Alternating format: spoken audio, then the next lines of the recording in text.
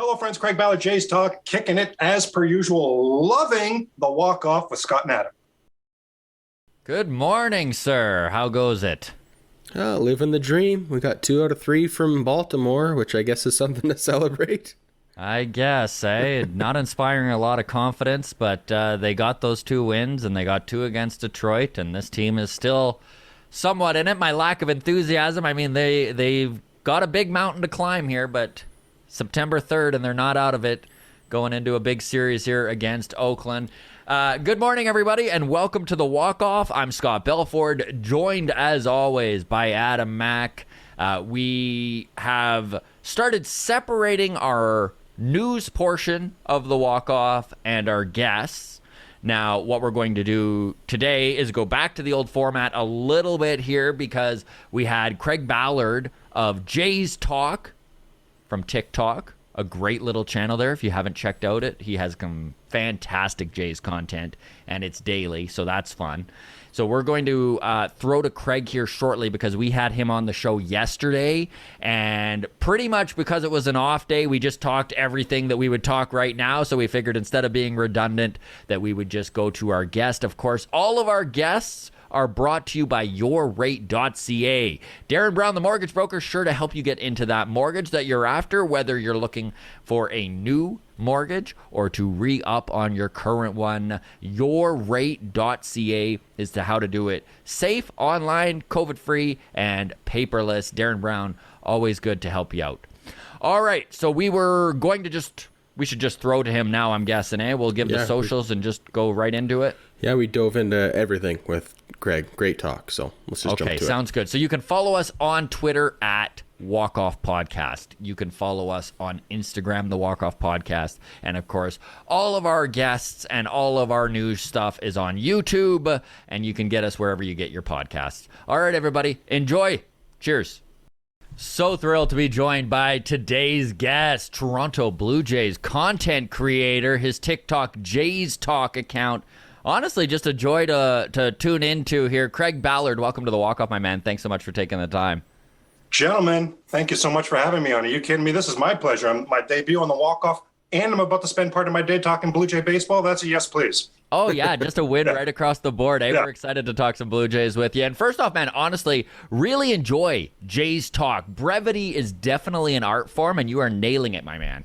Oh, much appreciated. I really appreciate it. It's funny you say that. That's what attracted me to making the videos on TikTok first and then putting them on the other social media platforms because I just like the TikTok format. It's when I first started, it was 1 minute. Now it's up to 3 minutes. And I totally agree. You know, in this day and age, attention spans, I didn't mind the quick hitter stuff. And I have a full-time job too, to be totally honest with you guys. Like just from carving out time to be able to do it, it really fit well for me. I'm really pleased. I'm really enjoying it. I was going to ask you if the length is what attracted you to TikTok. Yeah. I love hearing that that's exactly what it was. So let's get into it here. We are September 2nd, exactly 30 games left for the Toronto Blue Jays. They are still somehow 4.5 games out of a wild card spot. Massive series coming up against Oakland. I think it's probably the first time where we can honestly say do or die. How much optimism do you have left in this season? And I mean, I think we're both in the same boat here, Craig, where we've seen enough baseball to know that 4.5 games back at the beginning of September has been done before. It isn't an insurmountable mountain to climb. Do you still have hope for this team? Totally honest with you, gentlemen, here. There's never been one moment, and this includes the preseason and the offseason. There's never been one moment, gentlemen, and please don't just kick me off the show at this point, but I've never felt that playoffs were on the table for the 2021 Blue Jays. I really feel that this playoff window is opening next season, and it's going to be open for upwards of 8 to 10 years. What Shapiro and Atkins are building here is the first sustainable contender this organization has ever known. It's why I'm really excited about it. Now, just because I never felt that doesn't mean, as you've just laid out, well, wait a minute now, Craig, there's certainly not mathematically eliminated. What do you mean? Are you saying there's no chance? From the scenario, I would say there's a chance. And I was thinking about this last night. If I were to take myself out, take my Toronto Blue Jay hat off and and it was a different team, another team that we were analyzing that was in this exact scenario, I honestly would be looking at, you need 2 out of 3 from Detroit. As bad as it may sound, because Baltimore's so bad, you need 2 out of 3 from Baltimore. Then if you get 2 out of 3 from Oakland, that's 3 straight series wins. That's a 6-3 run heading into that Yankees series. I would think there's a chance. So I actually do still think that there is definitely a chance here. As much as we all wanted to sweep Baltimore. We're all disgusted with that roster. We're all so upset with that game 2 loss. I get it. And the Jays not playing well lately. But I think the truth is, just from the X's and O's, just from the sheer math of things, there's no doubt they're still involved in this series. And to your point, take 2 out of 3 from Oakland, go into New York, because what I'm concerned, gentlemen, is those 6 games coming up with Tampa. So if I'm the Jays, because Jays never flip and beat Tampa. So if I'm the Jays, it's got to be winning series after series after series. The Jays need to set themselves up in a position where in those 6 games with Tampa, 3-3 is acceptable. That's where I am right now. No, go ahead, Adam. I was just going to say, the way the Jays tend to go, though, is we're going to get swept by Oakland. And we're going to totally write them off and go, season's over. And then we're going to sweep the Yankees. We're going to go 4-0 against the Yankees and go, oh, look at this. Look at this, yeah. Well, that is kind of what this season has been. It's been a wild season. And I can't remember a Blue Jays team that has been quite as drastic with success and failure in so many facets of the game, right? Like, think about the fact that the bullpen, starting rotation, and offense have all alternated between being below league average to far above league average in all 3 of those, which is just wild. And the hot and cold we've seen this season is a big part of why I think the Jays are on the outside of the playoffs looking in right now. Do you think this is a sign? I know you kind of said you've always kind of viewed next year as the true window for contention when it really starts to begin here. Do you think that this season is a sign of a young and an inexperienced core and growing pains? Or do you think it's injuries? Do you think it's all of the above? Like, why do you think this team has been so hot and cold this year? No, I love the idea of all of the above. There's no doubt, gentlemen, if we're just being open and honest here, and this is not just because we're Blue Jay fans, and anyone objectively looking at this would say, holy moly, are you seeing these injuries right now? Oh my God, look at this injury list for the Blue Jay. And look at how they got injured. Are you kidding me right now? It's fluke. The Jays have had 2 pitchers slip on stairs this season. Are you kidding me? My goodness. So there's no doubt the injuries have played a part. I absolutely think it has something to do with the inexperience. What's incredible, you gentlemen talk about the extremes this season. Innings 1 through 6, this Blue Jays offense is historically, in the history of baseball, one of the best, and we'll see where it all works out at the end of the season. As you mentioned, 30 games left. But right now, innings 1 through 6, one of the best offenses in the history of baseball. Would you believe? Innings 7 through 9, one of the worst offenses in the history of this is not opinion, gentlemen. These are the stats. These are the facts. So you talk about extremes, my goodness. And I get that the bullpen gets a lot of slings and arrows. I get it. But if you take your mind's eye back to the victories that really frustrated you, weren't there big opportunities for big runs in the 7th inning? Weren't there men on base in the 8th inning that didn't get cashed in? Right? Absolutely. Right? Absolutely. And you're nailing it there because, yes, the bullpen has cost this team games. Like, flat out, we can't argue that. Obviously, it has. That said, the amount of times the bullpen has cost us the game and we lose 4-3, and you're just like, they had the bases loaded with 1 out in the 8th. How is this happening? Right? Like, this is why I used to have long, luxurious hair, gentlemen, before the season. Long, luxurious hair before the season. That is taken care of now. So I got to ask you, because everyone is screaming it from the mountaintops, Charlie Montoyo, what are your thoughts on the man? Because Adam and I always kind of give him a little bit of leeway, and my personal opinion is that I don't think that the Toronto Blue Jays we're seeing right now win a World Series under Charlie Montoyo. That said, he does take a lot of slander that maybe isn't necessarily deserved. Where do you land on him, and do you think his job is on the line if they don't make a wild card, or do you think that them re-upping his contract and making sure that he is there until 2023, do you think we're going to see him next year, whether we like it or not? You nailed it. I think that's all the rhetoric and all the action, the contract grip. So not just the talk, the walk as well, is that, hey, this guy's here to stay. Buckle up, Jays fans. He's your manager for at least the next little while. Mm-hmm. For me personally, I feel that at this point of the season, I think for a lot of the season, I was right with you, gentlemen. Some good moves, yes, or some bad moves, some question moves, sure. But hey, some good moves too. Hey, let's not ignore that. There's a balance here, yes. As we've gone further, for me personally, gentlemen, the questionable moves are starting to outweigh the moves that I liked. I will admit that there. My biggest thing for Charlie Montoyo, and I keep hearing, well, Craig, he's such a great guy. The guys like him so much. I keep hearing attributes that are great for a bench coach. The Right. issue is he's the manager. So the strategy, and if you have a problem, if you have an issue with Charlie Montoyo, it's not him, the person. He seems lovely. He seems wonderful. It's with his strategy. And the problem with him being the manager, or maybe I'm putting it too far to say problem, but the thing about him being the manager is the buck stops with him. The final strategy decision stops with him. And I absolutely think some of the strategy has been questionable.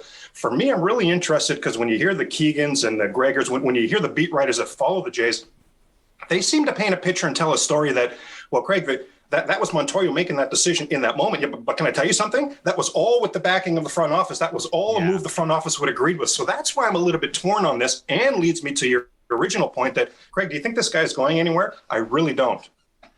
And that's why you keep hearing the term collaborative. It's a collaboration, right? And that's where the sticking point for Adam and I have kind of been this season is like, I'm with you, man. I'm at the point where I'm kind of at the end of my rope for Montoyo. I feel like he has probably done the most for this young core that he can, and I could be wrong. I hope we're all wrong. I hope that the Jays go on a run, and at the end of the season, we're like, you know what? We owe Montoyo a big apology, right? Yeah. But he does have this like lack of urgency to him that from a fan standpoint is frustrating, right? And I know that 162 games, you can't be losing your mind every game because you're just going to drive yourself crazy. But it does seem like when maybe major league ball players should be playing, he's fiddling with the lineup in odd ways, or, you know, again, you can always put under a microscope every individual move, but like you said, I just feel like it's been piling up. But if they were to go a different direction, with it being so collaborative, that means they clean house, right? Like, everyone's like, John Schneider should be manager, but doesn't it just mean if they move all of these guys? Like, unless, I don't know, like, you'd think if we bring in a new manager that they're going to want their own crew under them, right? My hope, and it's been for a couple of years now, I was always very impressed when Shapiro in particular brought Terry Francona from a very successful, very high-profile Boston program. Hey, Terry, how'd you like to manage our small market Cleveland, low-budget Cleveland team over here? And Terry Francona said, what, a chance to work with you? That's a yes, please. So I've always hoped that there would come a time, and this may be it, gentlemen, that Cleveland window that they opened may be closing because it's a small market. They've already had to move on from Lindor. They've already had to move on from Carrasco. They've already had to move on from Kluber. May have to move on from Jose Ramirez. Yeah. So maybe the grass on the other side of the country, and the other country in Canada here at the Rogers Center, Skydome for most of us, but Rogers Center, maybe that grass is looking a little greener to Terry Francona. And I literally wonder, gentlemen, if you could even see a scenario. Remember Phil Jackson with the Lakers back in the day, had hip problems, had issues, only coached home games. You know, as outside of the box as it sounds, I actually wonder if there's a scenario like that in place, because Terry Francona, health-wise, is not doing well. This is now 2 seasons in a row. He's had to step away. And hopefully he's got that under control or doing better. But if I had a wish list, my God, he would be at the absolute top. You talk about the job Montoyo's done bringing these young players along. That's probably what he was there to do. And then who's that veteran that can close the rest of the gaps and bring it home to a perennial contender? My God, for me, that's Terry Francona. I mean, if they can pull that off, I'm all for that. And to go back to what we were just talking about, if it is Francona, then again, we're going to see Guillermo Martinez. We're going to see a whole new staff, right? Like, maybe Pete Walker survives. I think that's probably possible. Oh, good call. Good point, yeah. You know, he survived the last regime change, but... with Montoyo, though, isn't he just like a big meat shield for the front office? Like, he's just, because like the fans aren't complaining with the analytics department, and we kind of all understand that he's basically a robo-ump, right? He's got the earpiece in, he's calling balls and strikes. Maybe that's why he's got no urgency. He's like, oh, okay, we're pulling this pitcher. They'll let me know. This is the lineup. I'm just doing what I'm told and bringing out the home run jacket when needed at this point, right? But like, maybe that's why he's just looks like he's just floating in no sense of urgency, is because he's just as puppet as it gets, right? Like, well, when we talk about 2023, he may be well aware of that 2023. He may be sitting there feeling very secure in what's going on right now. Yeah. Okay. I want to get into third base a little bit here. Listen, Kevin Smith, I do want to bring up Kevin Smith because I love the guy. He killed it all year at AAA after a lot of obstacles throughout his minor league career, makes his major league debut, takes over as our full-time utility guy with Espinal on the IL. How do you think he has been handled being sort of thrust into that role? Because his natural position is third base. We've already seen him start in left field and first base positions he has almost zero professional experience at. Are you all right with that? All right with it is an interesting way to put it. What I see is it's yet another, I wish I could choose off the top of my head. It's just been a laundry list of super utility players. Shapiro and Atkins seem to really value that super utility. Yes, I think they do. think Kevin Biggio can be that guy. Yeah. Who have we seen? The Chris Drurys, the Alan Hansons. I mean, my God, the Eric Sogards. The list goes on and on and on. You need some flexibility when you're going to carry 3 catchers on your 40-man roster. Oh, Lord. We're at 5. They're at 5 catchers on the 40-man before the Riley Adams trade. Holy moly. You're Sorry, yeah, right. three Exactly. on your active roster. Yeah. No, but so I like how they're giving Kevin Smith a chance there. And personally, I'm saying that because I feel like it's something they covet. They're trying to give this young man a chance to see where he can fit in at the big league level. These moves are bringing him up and not having him play in the infield as much, trying to have him move around. The trade of Austin Martin, things like this are really intriguing me because I felt, I'll just connect it this way, gentlemen. I felt the entire season that Semien leaving at the end of this season was a done deal, like foregone conclusion. But now you're so willing to trade Austin Martin. Now you've brought up Kevin Smith and you're trying to find a role for him. The Groshans and the other infielders you have coming up aren't going to be far behind. So isn't it interesting that they're trying Kevin Smith out in different positions? For me, I'm interpreting that as the Blue Jays telling us we've traded Martin. We're looking at Smith in different positions as well, other guys in different positions. Because on the surface, Greg, you may think that second base and third base are available next season. Can we tell you something? Things are going well behind the scenes with Marcus Semien. Only third base is available next season. There's only one infield spot up for grabs. So I think that's part of what's in play here as well. The Jays love and apparent need for a super utility guy and trying to rejigger things because all of a sudden, I think they're seeing an opportunity to re-up with Marcus Semien.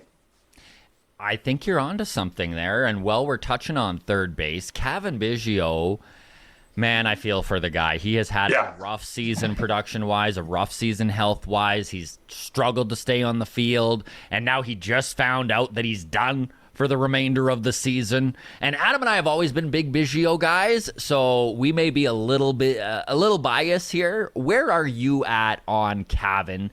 Do you get a sense that 2021 is a blip, or is this who this kid is? Do you see a roster spot for him in 2022? What are your thoughts on Kevin? I big time do. I think we take 2021, we crumple it up in the big old ball, and we toss that out the old window. I think it's very possible, gentlemen. At the very least, we know it's factual that much of the season he was injured. I honestly think it's possible that I think it's possible he did not spend one day healthy this season. I really think that's possible, and that clearly affected things.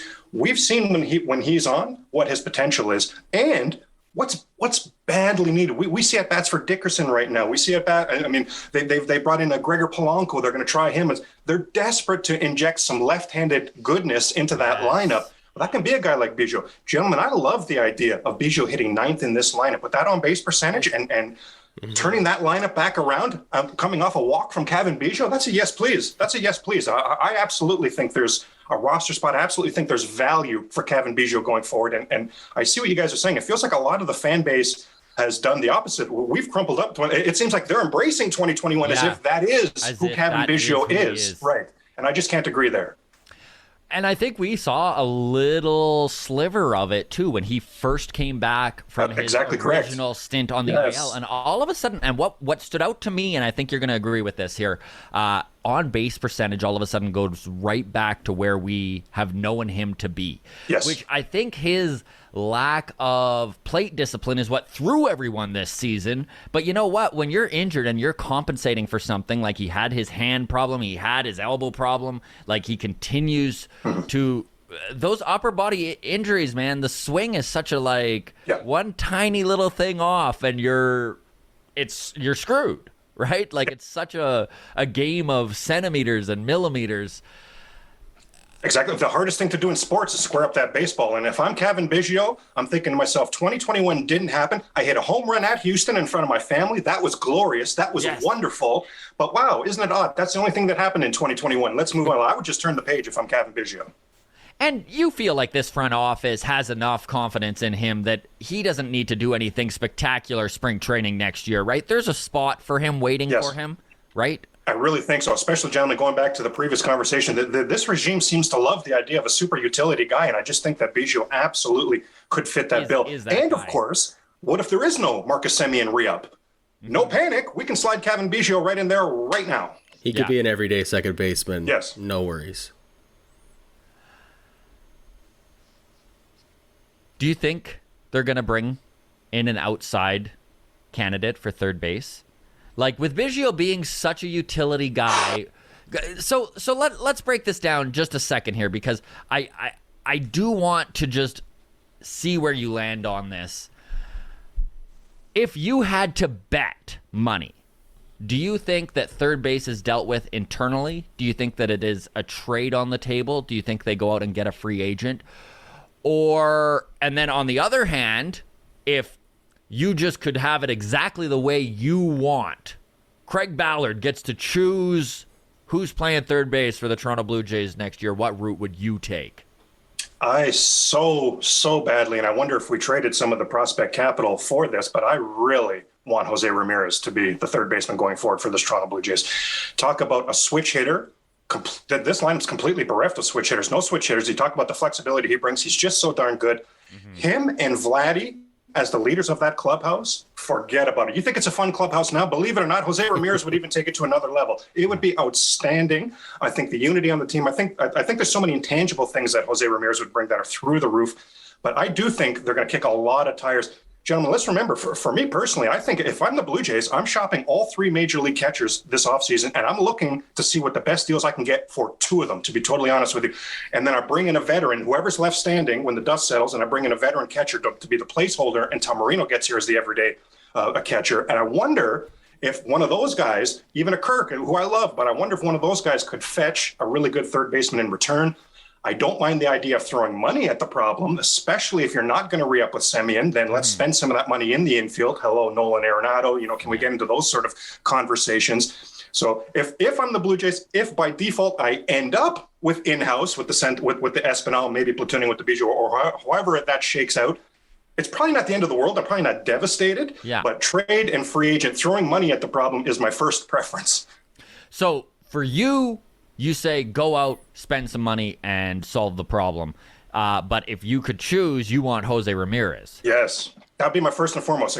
Cleveland, hey, we know that organization. The Shapiro and Atkins know that organization inside and out. I would bet you that, because remember, we saw a little bit of smoke with Jose Ramirez to the trade deadline. So I would think that some of that groundwork is laid right now. Yeah. And let's revisit this conversation in the wintertime. Would not surprise me at all. If I'm the Indians, my God, I think it makes sense too. I don't want to give away Jose Ramirez. I want some good stuff in return. Well, doesn't the Toronto Blue Jays organization have legitimate return assets to offer here? I think that could be. I think that could be a trade partner. Well, it's funny you even brought up kind of the disappointment in Austin Martin going, and my brain kind of worked the same way. More so than Austin Martin leaving, I kind of had in my head, you know what? There's the piece that gets us Jose Ramirez, but. Yeah, maybe they were flaunting. Maybe they were, teasing Cleveland with him, and there wasn't the interest there. Maybe they were like, okay, well, maybe this guy isn't who we thought. What is your thought on Austin Martin? Because I know it shook this fan base when he was moved.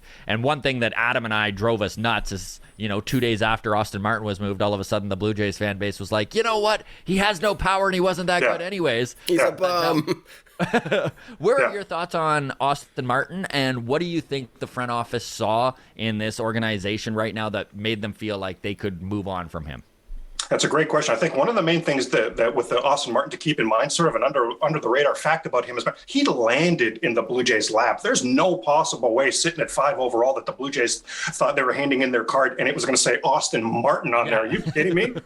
They would have thought they'd hand in the card Austin Martin, and the commissioner, this guy went number 1 overall. This guy's off the board. What are you doing, Blue Jays? Like, they did not think that was coming. So I wonder if they considered Austin Martin, and especially when you throw in all the other, I've never seen an organization, gentlemen, with so many middle infield prospects coming up like the Blue Jays. So when you throw all that in the mix, I wonder if they saw Austin Martin as found money, playing with house money. Now, it's still a significant asset to trade. I will say that. And absolutely. Woods Richardson as well. If that trade ends up being for a season and 2 months of Jose Barrios, wow, that's a massive price to pay regardless of the depth. If there's a re-up coming with Jose Barrios, so now that's the trade and you're getting Barrios in his prime years, you're getting 4 or 5 years of Barrios. For me, I'm thinking that's a different story. But there's no doubt about that. Gentlemen, you remember, it was the most incredible 60 seconds that I've ever seen on Twitter. The trade broke. Blue Jays have Jose Barrios. The fan base went nuts. How amazing is this? 60 seconds later, the return assets were announced and the whole fan base went on fire. Yeah. What? Austin who? Traded where? It was so... The extremes were incredible. Sure was, my man. And do you think Barrios is going to be re-upped? Like, are they waiting to do this, or do you think there's literally no negotiations going on right now? Well, I don't think there's any going on right now. No, I think that'll take place at some point next season. Right. I think Barrios is going to have a real good chance to re-up here. First of all, he owns the Rogers Center, pitches so well at the Rogers Center, and he's going to get that injection. Let's remember, gentlemen, remember how much Taijuan Walker wanted to return to the Blue Jays? He fell in love with the organization, and that's a guy that didn't spend one day in Canada. He didn't get any of the Blue Jay actual fan base at the Rogers Center. Barrios is going to have a year and 2 months of that crazy Skydome Rogers Center crowd that's going to hopefully go from 15,000 to 50,000 sooner rather than later. We already know he likes his teammates. It's such an easy clubhouse to be liked in there. It's a first-class organization. I think there's a lot of things that are going to point towards Barrios wanting to re-up here. So I think there's an excellent chance for that, yes. So speaking of re-upping and 2022 here, do you see the Jays giving Steven Matz the Robbie Ray, the 1 year, $8 million offer, try and lock him up for one more season? Or do you think that they're re-signing concentration is all on Robbie and Marcus? Well, it will be. The focus will be on those gentlemen. I think it's like anything else with this Blue Jays, with this front office. If there's a bargain to be made, if there's a team-friendly contract, they're in. I think the Jays would take Matz at 1 year, $8 million right now. If Steven Matz would be willing to do something like that, I think he'd be looking for something a longer term myself. One thing that just blows my mind about Steven Matz, because I feel like he's pitched well for the Blue Jays this season. He has. The Jays won. I thought so. The Jays, I feel like that as well. Now, the Jays won Steven Matz's first 4 starts. He's had 20 since then, and the Jays have only won 6 of those 20 starts. Yeah. So that's why I say in particular, if you're the Blue Jays, even though you feel good about Steven Matz, how far are you willing to go with the contract? Because the truth is the team did not have success with him on the mound. Not blaming Steven Matz. Now, truth be told, he had some issues in there, fine. I'm certainly not blaming Steven Matz, but the results, when you just sit down and take a look, how did we do with Steven Matz on the mound? My goodness, the 3 years, $36 million contract I think he's going to want, I don't think will be up the Blue Jays' alley. If it's something like what you're saying, Scott, a 1 year re-up, oh boy, I think the Jays would be all over that. I mean, his numbers have been good enough to probably get him 2 years, $20 million type of thing is probably where he lands. I could be off on that. No, I think double-digit millions are coming for him, yeah. Yeah. I don't think he's done well enough where you're going to see any team go 3-4 years for him, but I think he can land a 2 year deal for sure. Well, let's talk Matz for a second. Would be the number 5 in our rotation, right? We got Ryu. Hopefully we bring back Ray. We got Manoah and Barrios. So we're only looking at that 5 spot. Where does, and he was just called up yesterday, where does Nate Pearson factor in? Is he going to get another chance to be a starting pitcher next year? Right? He's got to play. Yeah, the Blue Jays front office, great question. And it's a great point because the Blue Jays front office seems hell-bent, hell or high water that he's going to be in their starting rotation. I'm on the complete opposite side of that. I think he's way more valuable. This day and age, gentlemen, if I have a starting pitcher that's healthy for an entire season, I probably get 30 starts out of that pitcher. Yeah. And with this Jays offense, how many times did I really need my starting pitcher to be great? How about a high-end high leverage back of the bullpen guy? I can use him 70, 80 times a season in big scenarios. And in this day and age, what do we know about that bullpen arm? It better be blasting, high 90s every damn time. That's Nate Pearson. When you hear Nate Pearson talk about his injuries, what he describes is a real disconnect between his upper half and his lower half. His lower half is so steady and controlled because his lower half, basically this is how I think of it. His lower half knows, hey, as a starting pitcher, I need something in the tank, 5 to 7 innings. So I can only, I can't go 110% on every pitch. But he describes his upper body and especially his mindset. Right as he's about to let go of that pitch, he can't help it. He extra oomphs it to get it from 98 to 100. And now his mechanics are all wonky. It's led to a couple injuries for him this season. Mm-hmm. In the bullpen, You're facing, what, 5 batters maximum. You're there for 1 inning. Nate Pearson can come in, pedal to the metal. Now all the mechanics are aligned. And by the way, that pedal to the metal is going to be 100 miles per hour. And literally the only good performance we've ever seen from Nate Pearson on the big league level was in the playoffs last year against Tampa out of the bullpen. Mm-hmm. No, I love it too. I think for sure his future is he could be our shutdown closer, throwing 103 10 times. Oh, Lord, love it. Right? His high school coach predicted that with his throwing program, I'm not even kidding, I don't believe it, but I just remember an incredible interview. His high school coach, he said upwards of 108, 110. Like, are you kidding me right now? Oh, my God. So even if he falls just short of that, what are we talking, 103, 104? That's what I was just going to say. I mean, the guy has it in him to throw. We've seen 101 on the radar already. Like, I think if you shorten that man's outings and make him a max effort guy, that I think 102, 103 is totally within his reach. And that's just dominant. That's just scary, man. The trick is convincing him to take the pay cut of moving to the bullpen. That's true. That's not a bad point. Yeah, that's not a bad point. A lot of money on the line for a number 1 pick, right? Like a first rounder who has all sorts of hype and heat behind him as a prospect. So, yeah, there'd probably be a sales pitch involved to get him to go to the bullpen.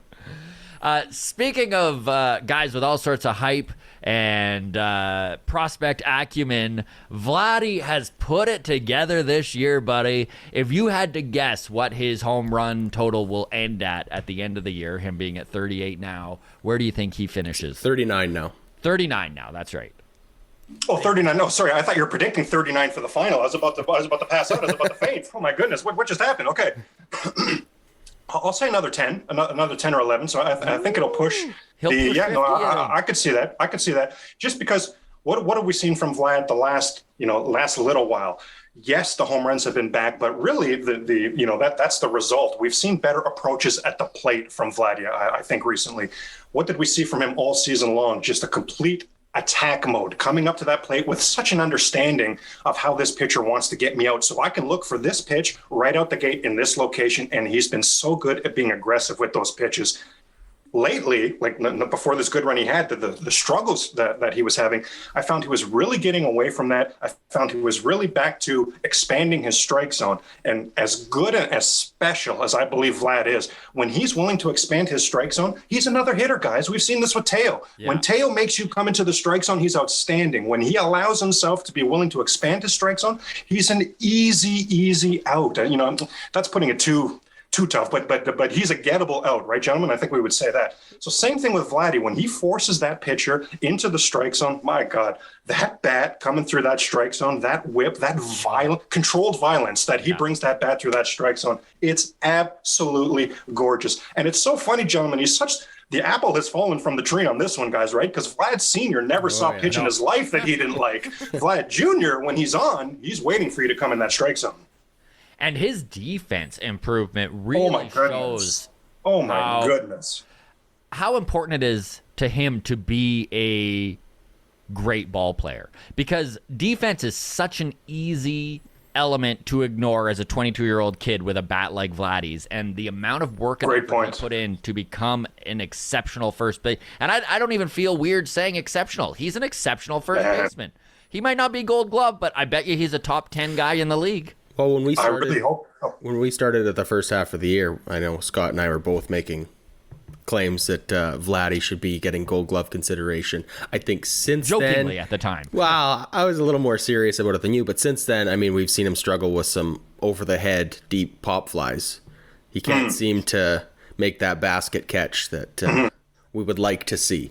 But I think that's something that maybe he didn't even work on in the offseason, right? It was just taking those grounders, everything defensively, playing the bag, stretching at one, digging balls out of the dirt. How many of those has he bailed errors from Espinal, Biggio, Bichette all year long, right? So I think, give him an offseason to work on those pop flies, and he could for sure be in Gold Glove consideration next year. It is wild to think that Bichette still might lead the league in errors in the American League for shortstops, but Vlad has saved so many errors for him, and he's only had one error in August. Think about how much, like, while we're talking about progression, like, think about the progression Bo has made. Like, from going, like, to still be close to the top for errors and have only one in August. Like, wow. Yeah, no, absolutely. And this is a guy you talk about. Both these gentlemen are willing to put in the work. And I love the point that Adam was making as well about the off-season work. I read just one of the most fascinating interviews I've ever seen with a player was Vlad in the offseason. It was with his hometown newspaper. So I wonder if it was because it was in his own language. He was just very comfortable. He was just so forthcoming. And he said, listen, the Blue Jays are talking to me about first base. Every day when I go to the field, I bring only my third base glove. I've told them, I made it clear to them, I will be your third baseman going forward. Once a week, I take my first baseman glove just to get that work in. So that's where he was this offseason. Yeah. He came to spring training. I saw Atkins say, listen, we sat down with Vladdy and said, we know third base is where you want to be. It's going to be first base this season. Vlad, let us challenge you to become the best first baseman you can be. And he has taken that challenge to his credit. You know, that's some Vlad Sr. influence on him, to be honest with you. He's taken that challenge, no pun intended. He's taken that ball and he has run with it. We're at the point, gentlemen, where his scoops out of the dirt, he's adding flair now. He's so darn comfortable with it. He's so darn comfortable with it. You're exactly right. He's Grant Fuhring it. Yes. Oh, my God. Did you just take me back there? Wow. Who was that? Mike Palmatier. Wow. Did you just take me back? Holy moly. Wow. Yeah, no, absolutely. I'm thoroughly impressed with the work that Vlad has done. And you saw the report, I'm sure, a couple of weeks ago where he's actually gone to the Blue Jays and said, listen, remember the convo we had in the offseason where I was telling you I'm your third? He doesn't want to Can we forget that happened? Yeah. Can we forget that? And you know what, gentlemen? You know what's a funny little offshoot that person? I've never heard Vlad talk about this, but I wonder if he likes this. Honestly, when you think about this, he's so personable. At first base, he's getting to interact with all the. Yes, he gets the. Honestly, like I wonder if that's something that contributes to the passion that he seemingly has for this position now. You're always friendlier with the guy at first than when he gets to third. At third, now it's a threat. Now, wait a minute. Hey, what the hell's going on here? Yeah. So we just talked about how much progression that Vladdy has made. 22 years old. My gosh. Do you think that we could see him progress even further? Like, is this 1,000%? You do, eh? No way. 1,000% yes. When I think of Vlad Guerrero Jr., I'm thinking once he hits his stride, gets in his prime, that's 334 every single season with 40 home runs and 123 RBIs. Every year, that's his baseline. And that's what I think it could be. Gentlemen, I'm a Laker fan. I was excited about Kobe Bryant. You know, there's Blue Jays, Carlos Delgado, Vernon Wells. There's guys that have come up through the system before, is my point, that I've been excited about, even in different sports. I've never, and I say that just because I don't toss out the hyperbole. I always, even though I'm excited, I still need to see it on the big league level. I still need to see it on that stage. I've never felt the way about a player like I do about Vladdy. I think right here, right now, and I've been thinking Vlad's going to be a Hall of Famer, guys. I know that's, as lofty as it gets. I've just never seen potential like what this young man has. And again, when he forces that pitcher into the strike zone, it is incredible. This guy is hitting 116 mile per hour singles on an absolute regular basis. Are you kidding me right now? His bat through that strike zone is so incredible. I think it's elite. I think it's top tier. And no, I don't think that we have capped out here at all. We talked about his willingness lately to expand that strike zone. As he grows, spends that offseason, chewing the fat, talking hitting with Senior. All of these things are going to improve going forward. The mental aspect is going to improve going forward. Remember a couple of weeks back, gentlemen, when he was even picked off on third at the end of the game. I don't know if this was a few weeks back now, and he just sat in the dugout brooding for a while after the game was over when they lost. These are all things. These are all learnings that are happening for Vlad. Vlad is still in a developmental stage, gentlemen. As incredible as that is to think, no, we have not seen the ceiling for Vlad. And how exciting is that, by the way? 100%. And the truth is, Craig, we haven't seen the ceiling for this team. Agreed. Like, look at what the playoffs appearance, and I know that expanded playoffs, 60-game season last year, but look at what that did for this team and that core and the steps that it moved them forward. And this is one thing I think, and I need to remind myself of this too, as a fan, is that this core is a bunch of 22 and 23 and 21-year-old kids. Like, I mean, if you're talking Alejandro Kirk and Bo Bichette, let's face it, man.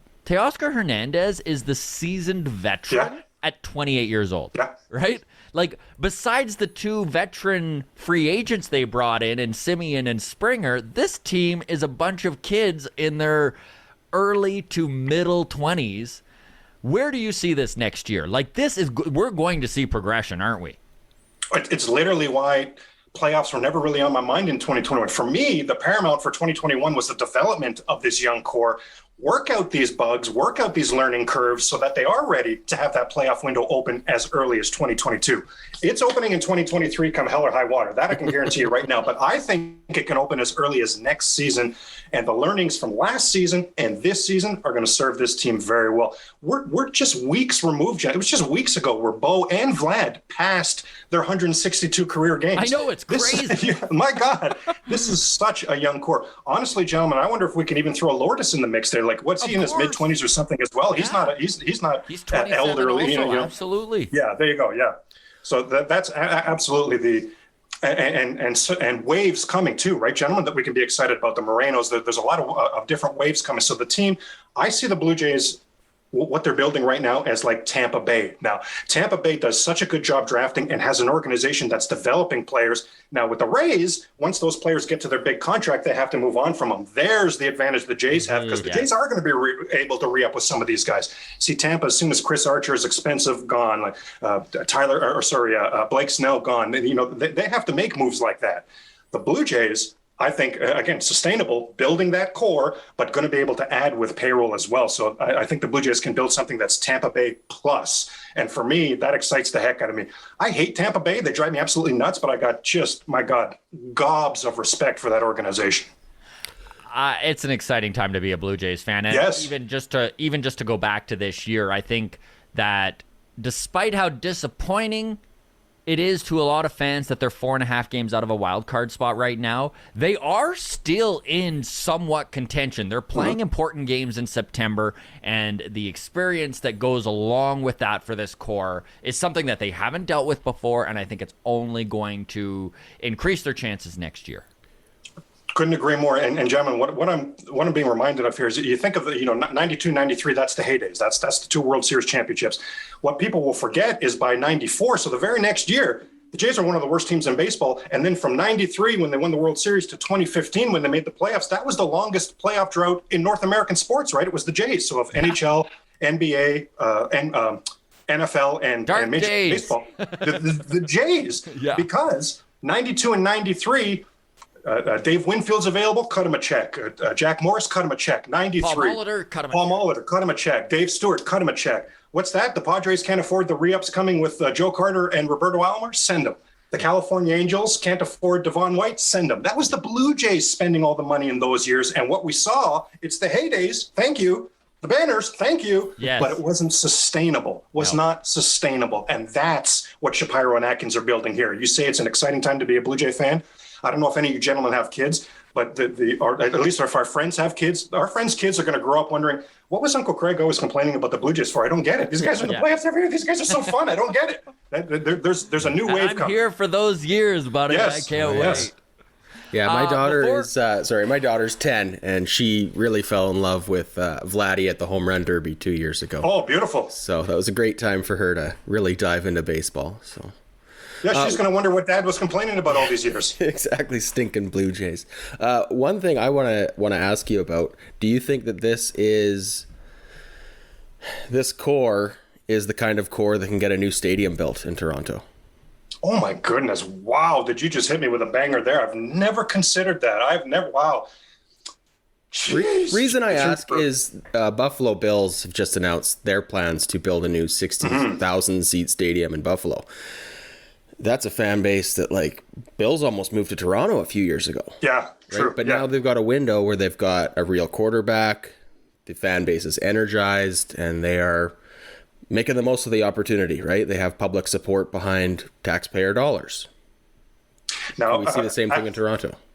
Well, Adam, first of all, I'm a Miami Dolphin fan, so I'm feeling a little personally attacked here by praising the Bills, but that's fine. I like you, so we'll move on. No, that's fine. No, I'm joking. No.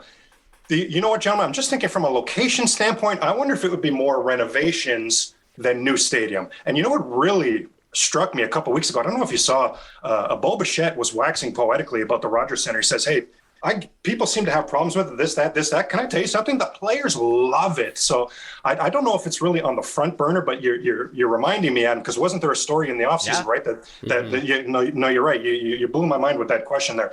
Personally, I guess I'll predict maybe more renovations. But if there is going to be something new built or significant renovations, the Jays have got the right guy for the job. That's what Mark Shapiro did in Cleveland. He rejuvenated that whole ballpark, that whole thing. It wasn't a relocation of the ballpark, but he rejuvenated the whole darn thing. So if the Jays are going to go that route, spring training complex. Yeah, look what he did with Eden. There you go. Yeah. So if they are going to go that route, they're in good hands. I'll say that. Did you have anything else, Blue Jays, to add here, Craig? I had a couple questions for you just about like Votto and a few things here. Did you, before we move on from the Jays, did you want to add anything? No, I love it. Again, I'm glad. I thank you guys for not just kicking me off the show when I said I've never really thought the playoffs were on the radar for the 2021 Blue Jays. Yeah, sorry. Just being open and honest. But hey, my God, you talk about a scenario where you'd love to be wrong. Oh, of course, right? Oh my gosh. Yeah. Yeah. Whenever I make realistic predictions, I'm like, I want my words to be shoved in my face. Please shove my words in my face. I do think that a factor in the general Blue Jays fan base feeling like this is a disappointing year is just the fact that we made the playoffs last year and the casual fan doesn't realize that it was expanded playoffs last year. Like we finished 7th and made the playoffs. We're in 8th right now. Our win percentage is essentially exactly the same. I think that's such an amazing point. Adam, I think of the Blue Jay fan base, and I really hope that I'm clear on this when I say no. I don't mean disrespect. I just think it's what's happened. I think a lot of the Blue Jay fan base is new money. They came to the team during that playoff run in 2015, so there's not that understanding of why isn't Rogers just out here making it rain? I don't get it. Why didn't we resign? I don't get it. Did Rogers not notice it was 50,000 every single night in 2015 and 2016, and the country was on fire for this team? I don't get it. So a lot of the new money Blue Jay fans aren't just going to have the realization that there is a progress here. There is a process, I should say. There is a process here. If it was easy, my God, every damn team would be doing it this way. But of course, there's going to be growing pains, and you need to have some luck along the way. How about the Blue Jays being? Remember, you can't draft an international player like Vlad. How about Vlad choosing the Blue Jays? Like, there's been some luck along the way here too, gentlemen. That I hope Blue Jay fans are appreciative of.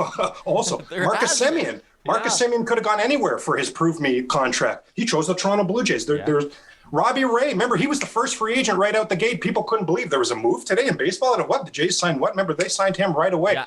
So there's been some fortunate things along the way as well. So in other words, I hope the fan base can, at the end of the day, take a step back and appreciate that 2021 actually wasn't the disaster that maybe it appears on paper because they didn't make the playoffs.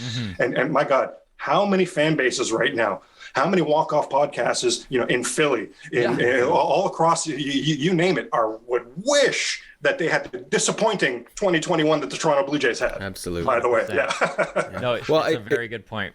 And you mentioned the luck factor. I mean, look, we lost Kirby Yates before Game 1. Oh my God! Right? How much of a difference would that be? Right? George Springer, we're going to get less than like 80 games out of him defensively. Right? Look at Julian Merriweather, first weekend in New York. He was the second coming of Cy Young. He was the greatest thing we've ever seen in our life.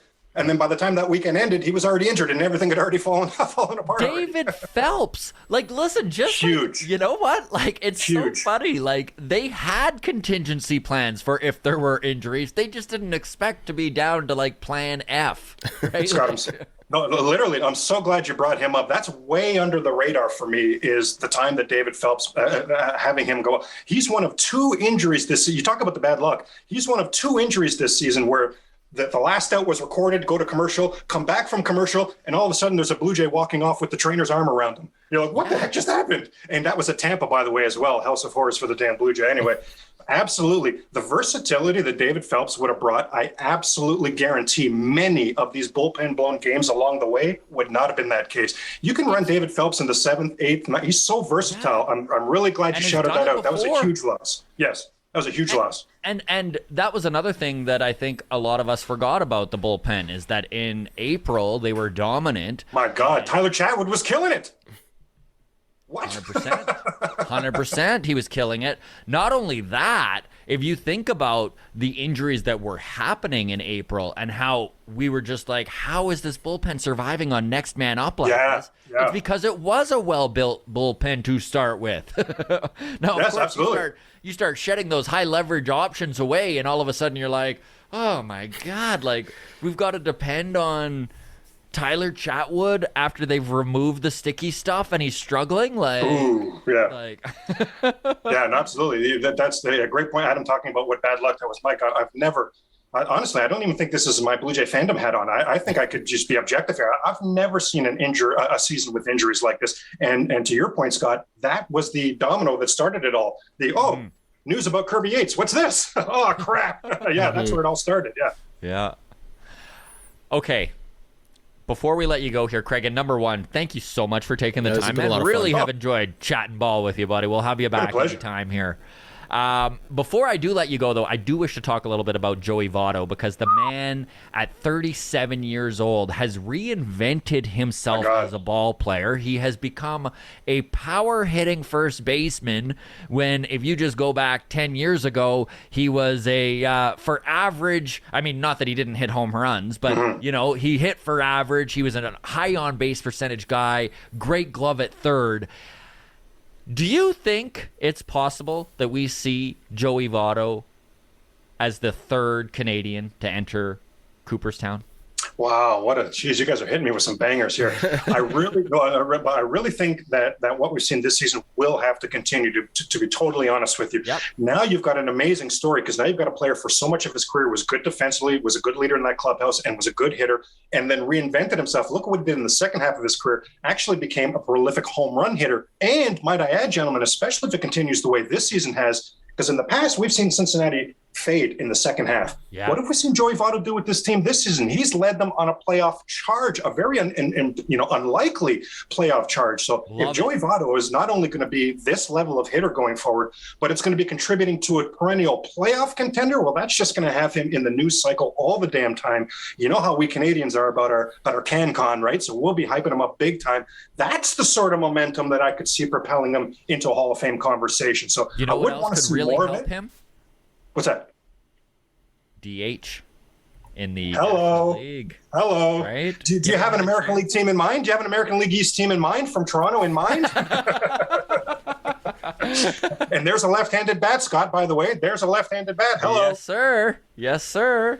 So, I don't know. Even just having the NL add the DH, though, would be... Yeah? Oh, please. Oh, my God. For Can we get Votto, that, right? please? My God. Are you kidding? Universal DH. Where are you? Yeah.